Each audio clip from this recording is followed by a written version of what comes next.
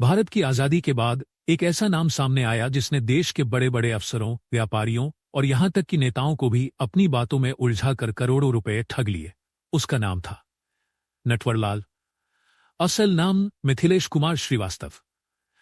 जन्म बिहार के सिवान जिले में, लेकिन लोगों को वो किसी नेता, पुलिस वाले या जज से ज्यादा डराता था, क्योंकि वो एक जीनियस ठग था। पहला कमाल नटवरलाल की सबसे बड़ी ताकत थी उसकी जुबान और अकल।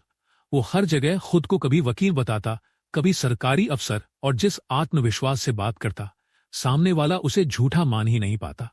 कहा जाता है कि उसने एक बार खुद को ताजमहल का मालिक बताकर एक विदेशी को बेच दिया।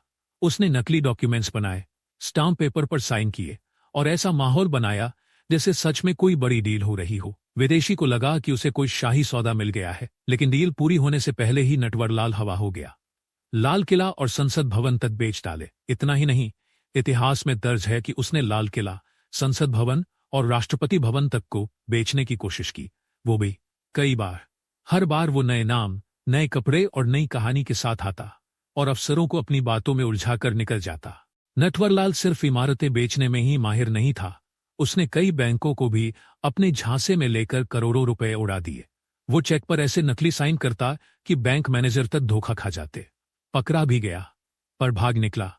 जी हां, उसे कई बार गिरफ्तार किया गया, लेकिन हर बार वो किसी न किसी चाल से जेल से भाग निकलता। सबसे मशहूर घटना थी जब वो 84 साल की उम्र में पुलिस की गिरफ्त में था। पुलिस वाले उसे ट्रेन से कोर्ट ले जा रहे थे। रास्ते में उसने कहा, मुझे थोड़ा बाथरूम जाना है।